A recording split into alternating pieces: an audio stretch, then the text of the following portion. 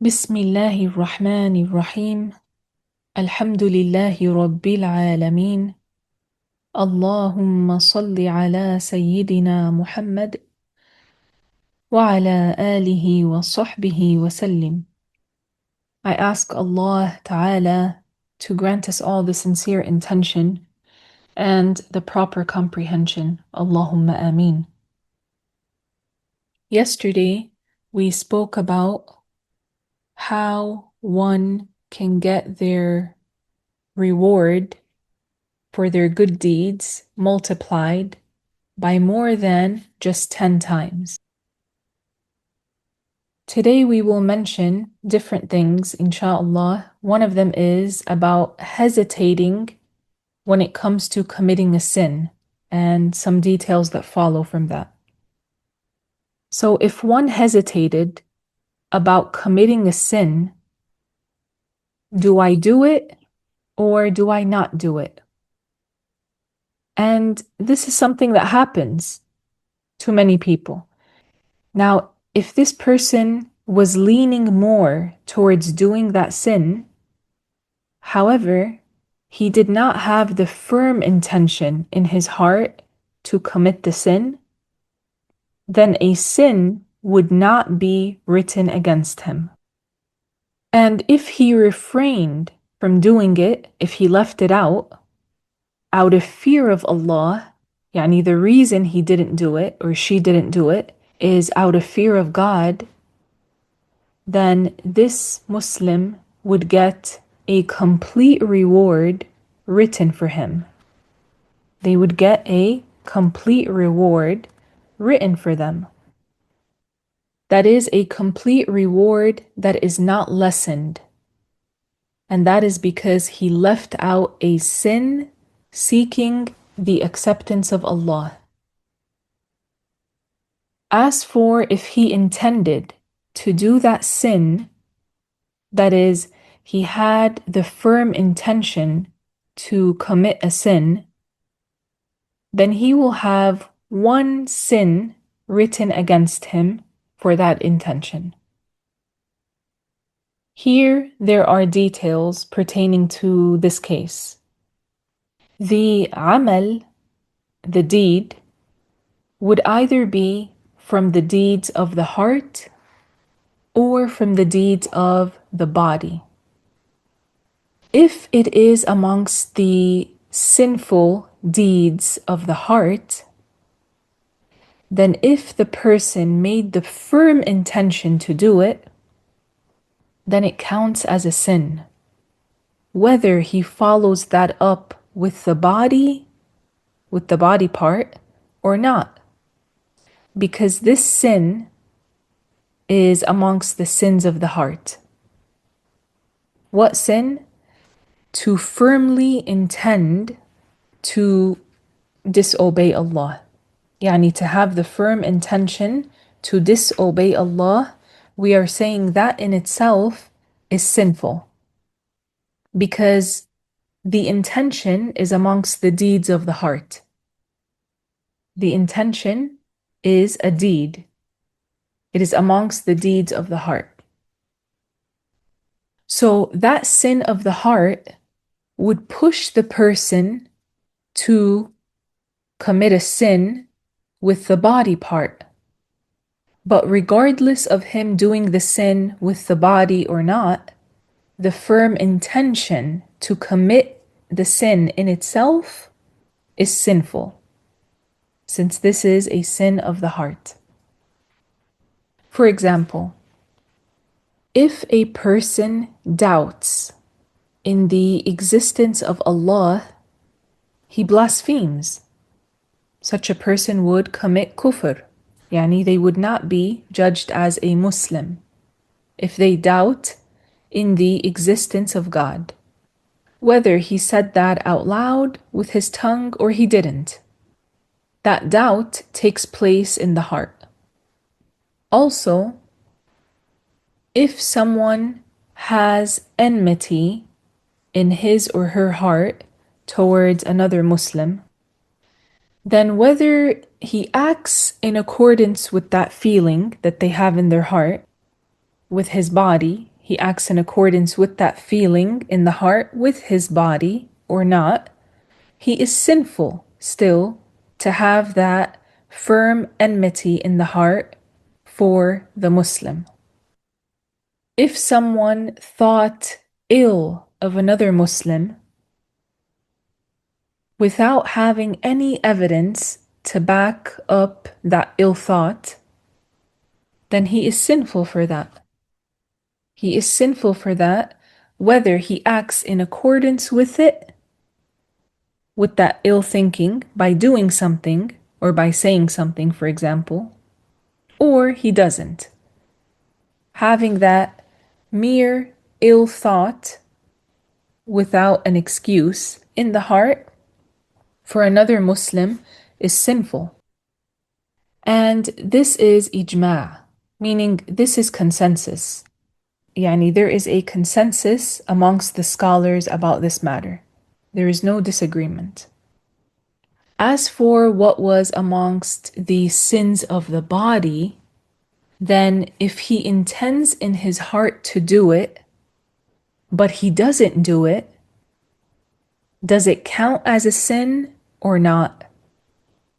There is a disagreement.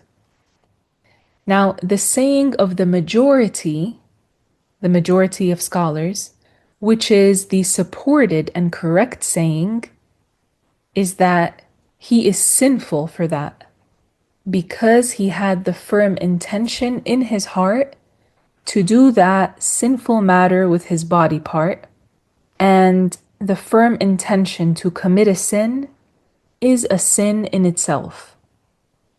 And this is known from the hadith of the Prophet sallallahu alaihi wasallam. The Prophet alayhi salatu wassalam mentioned that if two Muslims met with their swords, that is, they fought with their swords for a worldly matter, then both the killer and the killed are in hellfire.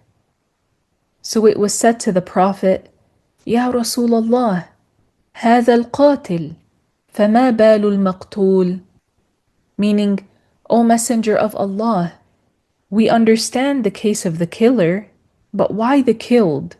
Meaning, why is the killed one in hellfire? The Prophet sallallahu alaihi wasallam said, كان حريصا على قتل صاحبه, meaning he had the firm intention to kill the one that he was fighting. He had the firm intention to kill that other Muslim. That is why he would be in hellfire. Subhanallah. So the firm intention to commit a sin is a sin in itself.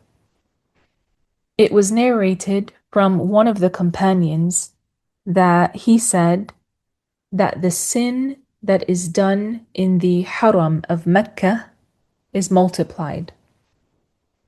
And this is not the reliable saying. That is because it is explicitly mentioned in the Quran that the sin committed is written as one sin only. However, the punishment or the torture for a sin may be increased or multiplied if that sin was done in certain places or by certain people. It will always count as one sin, but the torture for it is increased if it was done in certain places or if it was done by certain people, like we said, or during certain circumstances. For example, if there was a scholar or someone whom the people consider a scholar, and he started shaking hands with marriageable women in front of the people without having a barrier, so he's touching women that are not permissible for him to touch, and he's doing that skin to skin without a barrier. They said that he falls into a major sin. He's a scholar, remember. If a scholar does that, he falls into a major sin. Although if someone else did it, someone other than him who was not a scholar, it would be considered a small sin. As for that one, because he is a scholar, he falls into a major sin. That is because he is an example for others.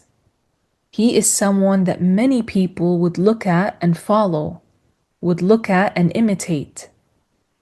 Another example is what was revealed in the Book of Allah. Allah the Exalted mentioned that the wives of the Prophet sallallahu alaihi wasallam wa radiyallahu anhun, that if one of them commits a sin, a fahisha, her punishment would be increased.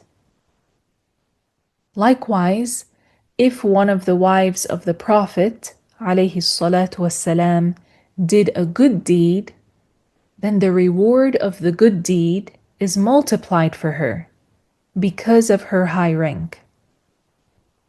So if one of them was to commit a major sin, then her punishment would be increased. Subhanallah, because she has a high rank. So one should monitor his or her heart, like we said before. And one should not let his self drag him or drag her to committing one of the sins of the heart. And one should not let himself drag him to commit a sin of the body parts. Rather, one needs to be keen on doing the acts of obedience. The two angels who write the good and the bad deeds do not know what is in the heart of the person. They don't know.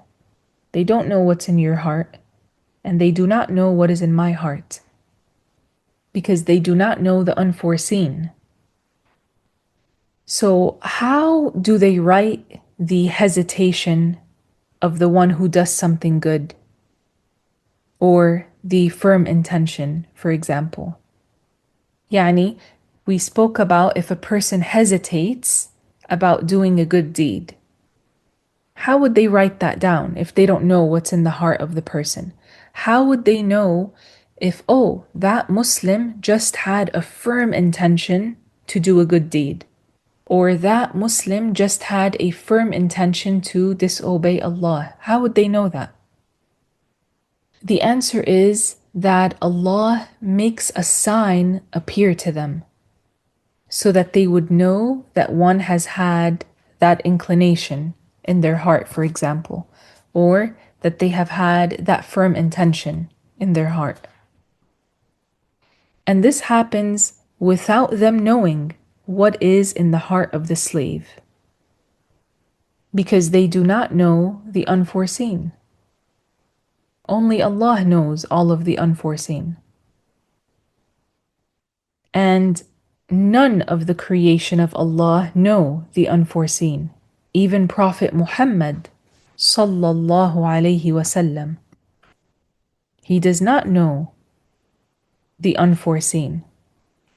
Only Allah knows all of the unforeseen. One of the mujtahid scholars said that there is a smell that appears to those angels by which they know that this person intended to do a certain deed, for example, or that that person hesitated with an inclination and the like. It is appropriate to mention here what Ibn Hubayra said about Allah multiplying the deeds for the believers and about the great generosity of Allah. Ibn Hubayra said that the term used in the Quran regarding the multiplication of the reward is kathira, which means numerous. And he said this term, kathira, is a nakira term and not ma'rifah, meaning it was mentioned with the indefinite term, that is numerous. And in this context, this means it is more inclusive than if it were definitive. Than if they said, the certain ones. Rather, it wasn't mentioned as certain ones, it was mentioned as kathira, numerous.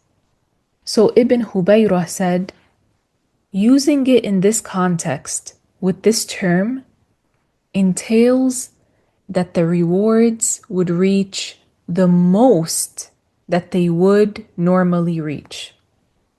He said an example of that, meaning an example of how the reward would reach the most that it would normally reach, is if a human gave one seed of wheat in charity, then the way that it is calculated for him so that he would gain the great reward is if this seed was to be planted in the most fertile land and it was taken care of in the best way. Then a spike, also called an ear, in Arabic a sumbula, grew from the seed. Then the seeds from that ear were planted in the same way as the first, that is, in the most fertile land, and they were taken care of in the best way. And then they were harvested. And the seeds from that harvest were planted again in the best way, and like that every year until the day of judgment. Then this original seed that one gave in charity for the sake of Allah, it will come on the day of judgment and it will be like great huge mountains, meaning that the reward for that seed given in charity will be like great huge mountains. Subhanallah. And another example is if a person gave 1 dirham in charity. Then the scenario of how the reward of this 1 dirham is estimated is in the following way. If this dirham was used to buy goods with it, and those goods were sold in the busiest, strongest market, and the type of goods bought with that dirham are amongst those that are sold very quickly, then the profits received from it were used to buy similar goods, and the same thing kept happening until the day of judgment. Then that dirham would come on the day of judgment, and its amount would be as much as the entire earth in reward. Yani it would be so much as this entire world in reward. And like that are the rest of the good deeds if one does them in accordance with the religion and in sincerity for the sake of Allah. Then if the good deeds that the Muslim does vary in rank, then Allah would raise the reward of all of his deeds, of all of her deeds, their good deeds, that is, to the reward of the highest one of them that he or she did. Subhanallah. This is immense. This is so generous from Allah. Ibn Hubayrah said, as was mentioned by Allah, and he mentioned the ayah which is in Surah An-Nahl, verse 97. Allah the Exalted said, وَلَنَجْزِيَنَّهُمْ أَجْرَهُمْ بِأَحْسَنِ مَا كَانُوا يَعْمَلُونَ. Subhanallah. It means we, meaning Allah, will certainly recompense them for their good deeds with a reward similar to that of the best deed that they did. And Allah the Exalted multiplies the reward of whatever He wills for whomever He wills, as mentioned in Hadith al-Suq, the hadith of the marketplace. It is mentioned that the one who says a certain dhikr in the marketplace, Allah would grant that person 1 million rewards for it, and 1 million sins would be wiped out, that is, would be removed from him, and his rank would be elevated 1 million ranks. Subhanallah. In the past, one of the narrators of the hadith of the Prophet sallallahu alaihi wasallam went to the ruler of Khurasan, and Khurasan is in present day northeastern Iran, parts of Afghanistan, and parts of Central Asia. And his name was Qutaybah ibn Muslim. This narrator of hadith said to him, I come to you with a gift. And then he narrated the hadith of the marketplace for him. After that, every day, Qutaybah would head out to the marketplace with his guards just so that he can say this dhikr, and then he would come back, hoping by that to gain the promised reward that is mentioned in that hadith. This is even though there is weakness in this hadith. However, it is not fabricated. No one amongst those in the chain of this hadith is a liar, and none of them are known to make enormous mistakes in narrating. Still, it has some weakness in it, but it is still hoped for the one who implements it that they would get the reward that is promised from Allah. And that is why Qutaybah ibn Muslim would leave his house every day and go to the marketplace just to say that dhikr, and then he would leave. And that dhikr is لا إله إلا الله وحده لا شريك له له الملك وله الحمد يحيي ويميت وهو حي لا يموت بيده الخير وهو على كل شيء قدير.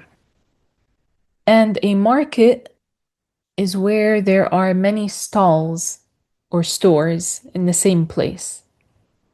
Also, if people gathered in a certain place in one day, like for example every Monday or every Thursday or every Sunday, like a flea market, and they gather there to sell and buy, then these are markets. These are marketplaces. In summary, the matter of the heart is a very important matter. For one to monitor his or her heart is something so important. That is because the heart is the master of the body. It is the leader of the organs, the leader of the body parts. And that is because the body parts do whatever the heart drives them to do, right? That is why the Prophet sallallahu alaihi wasallam said, if the heart is good, then the whole body will be good.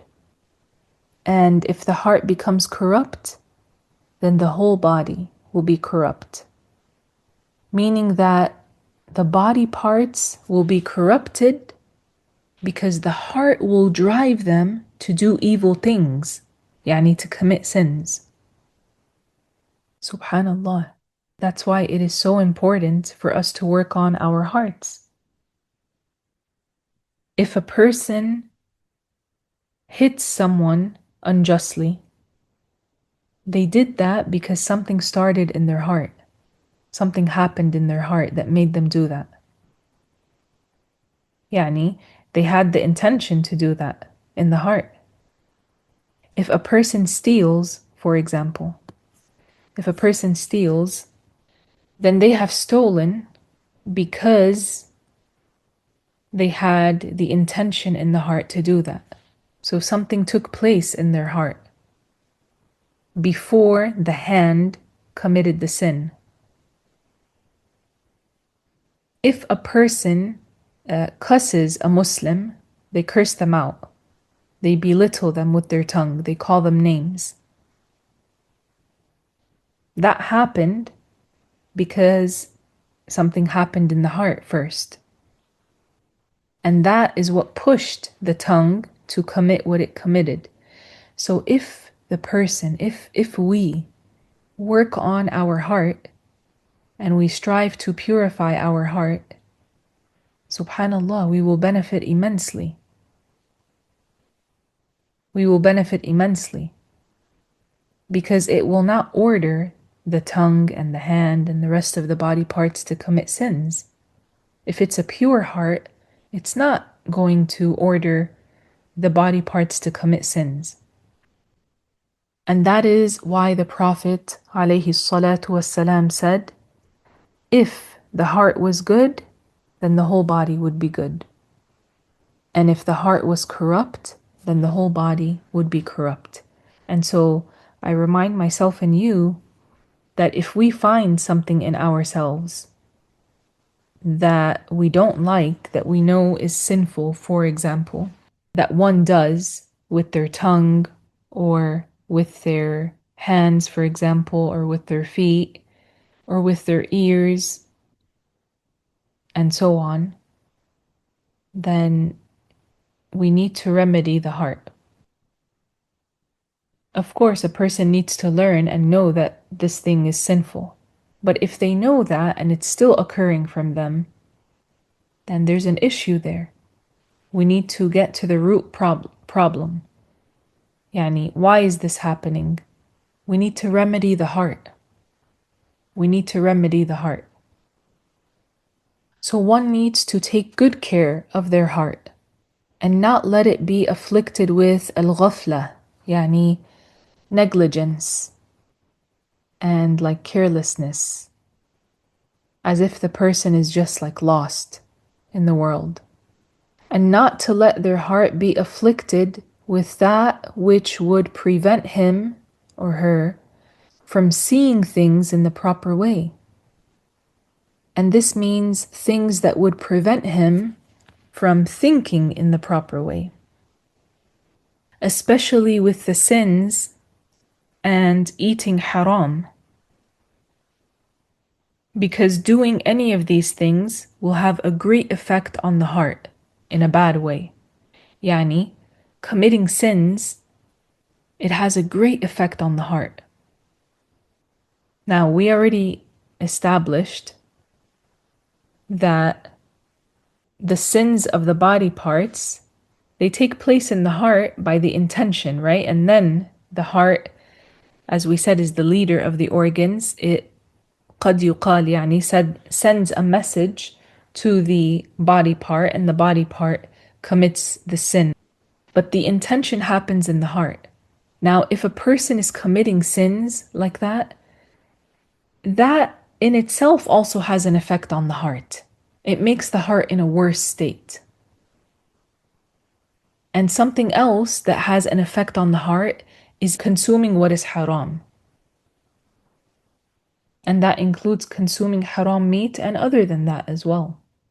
So that in itself is sinful, but committing that sin has an effect on the heart. Subhanallah. Committing a sin after sin after sin after sin like that without repenting will have a great effect on the heart. And it will prevent the heart from thinking straight. It will prevent the heart from seeing things for what they are, from seeing things in the proper way and thinking in the proper way, with wisdom and so on. Yani, it prevents the person from having wisdom. It prevents the person from seeing the matters for what they are. Rather, the person would be confused and they would be lost. They would feel like they're lost. Likewise, consuming the filthy things the haram things that are widespread nowadays, not just the meat, which is not slaughtered properly. Of course, that's a major sin to consume meat that isn't slaughtered properly. Rather, this also includes consuming the wealth, the money that Allah made prohibited for one to consume. And it is that which one acquires through invalid transactions, and what one acquires through cheating, lying, and so on. All of that, all of these types of consumption, they affect the heart of the person greatly. So one needs to put their utmost effort to stay away from all of that. If the person was someone living amongst the pious people, imagine, subhanallah, imagine we were living amongst the pious people. Subhanallah. How would our situation be, right? If we just had pious people all around us. If the person was living amongst pious people, then still he would need to stay away from these matters in order to protect his heart. Right? So how about the one living amongst people who are not pious? How about the one living amongst people who are not pious? In a society that is filled with things that lead him to commit the haram left and right. Such a person needs to be more vigilant and more watchful over his heart. They need to put in more effort. They need to put in more effort because there are so many more traps and risks all around them. Subhanallah. Otherwise, as we're saying, if they don't do that, there are many holes that one may fall into.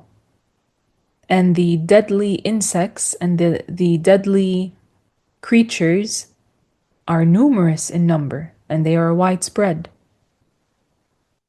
meaning that they may be affected in ways that they are not anticipating.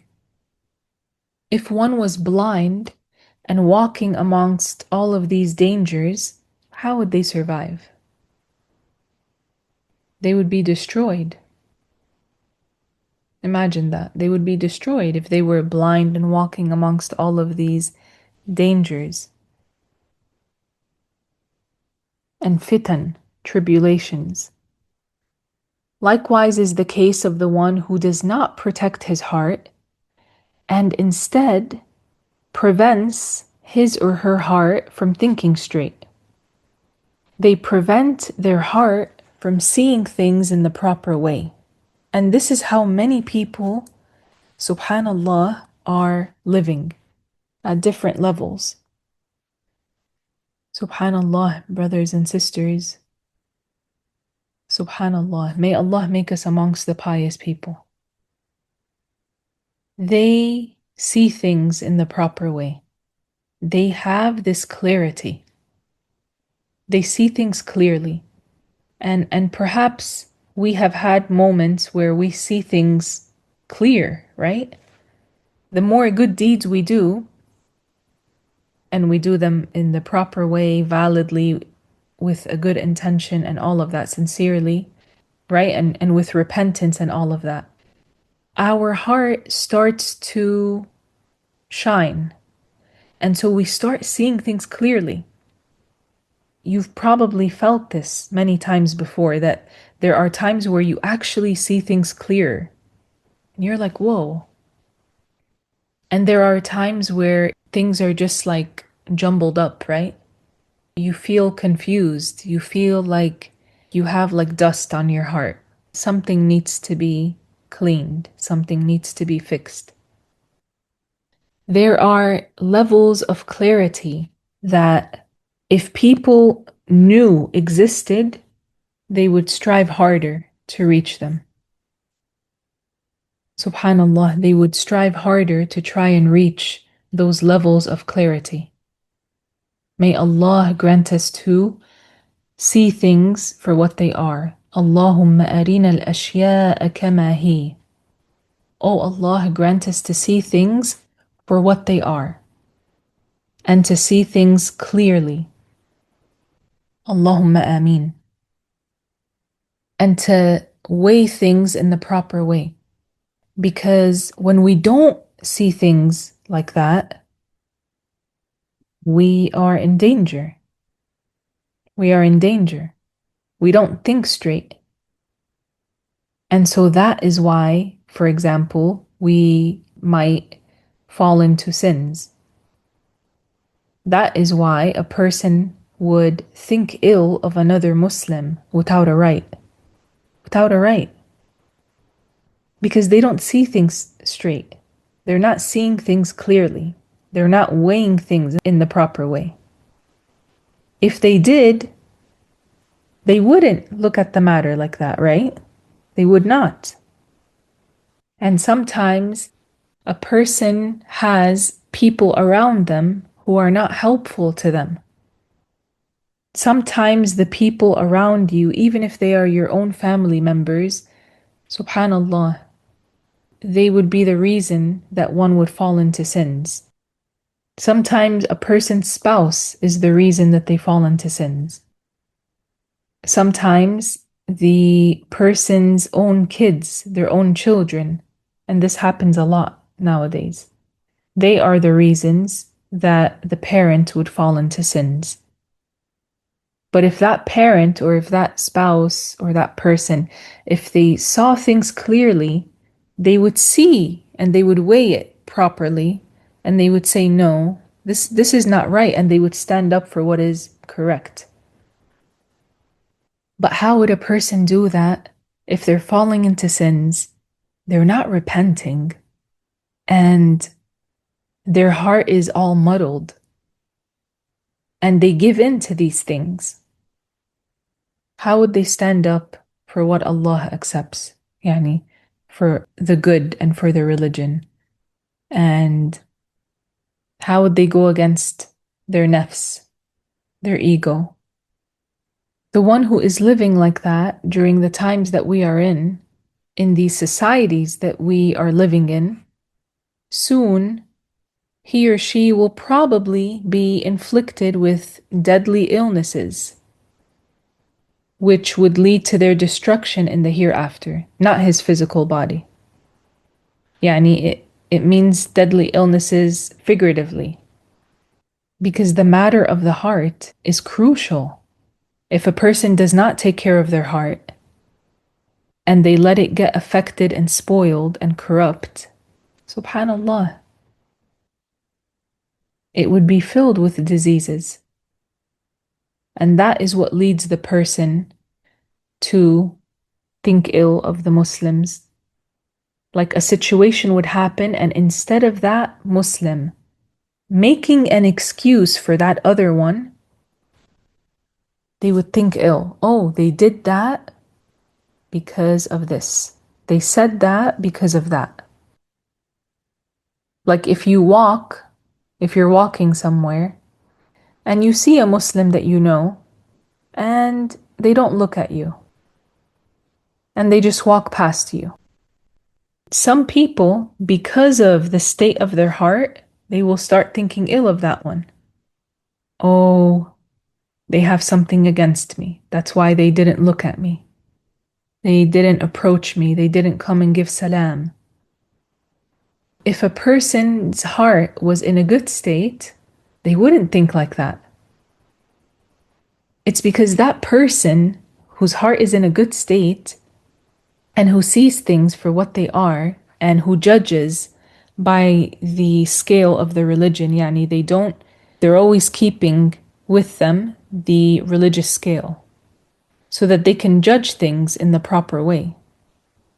And they don't fall into sin. They don't want to fall into a sin. The one who does that, they would look at that situation and they would make an excuse for that other Muslim. They would say, perhaps they didn't even look at me. It looked like they didn't even see me. Maybe something happened. Maybe they had something dire on their heart, yani on their mind. Maybe they had to rush somewhere. Maybe they're going through a hardship and their mind is just taken by that. They didn't even realize who was around them or who was walking by them. The one who protected his religious well-being and he or she is safe in the hereafter, then any loss of the dunya, any worldly loss, anything they lost out on from the worldly matters is like nothing. It's really like nothing. But if he or she loses their hereafter, then what will make up for that from the worldly matters? What from the worldly matters will make up for a person having lost their hereafter? Nothing. There's nothing that would make up for that. Nothing at all. So one needs to pay attention to this and look into this matter with the eye of the one that is truly seeking to benefit. The one who looks at different matters with that eye, with the eye that really wants to benefit, subhanallah, inshallah they will benefit greatly. Inshallah they will benefit greatly. One needs to consider all of this when weighing his matters, so that he would only go forward in doing the things that would benefit him in his hereafter, and he would leave out whatever would harm him in the hereafter. And that is why some of the pious people, they said, اجعل همك همًا واحدا, which means make your worries into one worry for you to be safe in the hereafter. Because people worry about many things, right? We worry about many things in the world, in this world. The smallest things at times worry us, right? Because our hearts are weak at the end of the day, subhanallah. Does this person like me? Will that person support me? Will this person do this? Instead of being worried about all of these things, they said, make your worries, turn them into one worry, being safe in the hereafter. Yani, turn them into one concern. Make that the concern that you put in front of you. And you live your life with that concern. And everything you refer back to that. Will I be safe in the hereafter? If I say this, does this benefit my hereafter? Does this benefit my hereafter? Should I speak? Should I stay quiet? Should I go? Should I refrain? This is what they mean by that. That if the person does that, they will find a lot of success by turning all of their worries, their concerns into one concern, which is being safe in the hereafter. And it will lighten the load on their heart, because then they're not really worried so much about all these other things. They're just like, I just want to be safe in the hereafter, that's all. One of our teachers said, every one of us is dying soon. And then we will be presented with our deeds. If one did good deeds, then he is benefiting himself. And if he does what is bad, then he is only harming himself. I ask Allah Ta'ala to facilitate the good for all of us and to keep us very far away from disobedience. Allahumma ameen. And I ask Allah Ta'ala to grant me and you at-tawfiq, the God-given success. Allahumma ameen. And I ask Allah Ta'ala to make us amongst the people of piety and the people of sincerity, the sincere people. And I ask Allah to end our lives upon al-Islam as righteous Muslims. Allahumma ameen. And I ask Allah Ta'ala to grant us a share of many, many, many of the good deeds, and to beautify us with the praised qualities and attributes. Allahumma ameen ya Rabb. وسبحانك اللهم وبحمدك أشهد أن لا إله إلا أنت أستغفرك وأتوب إليك.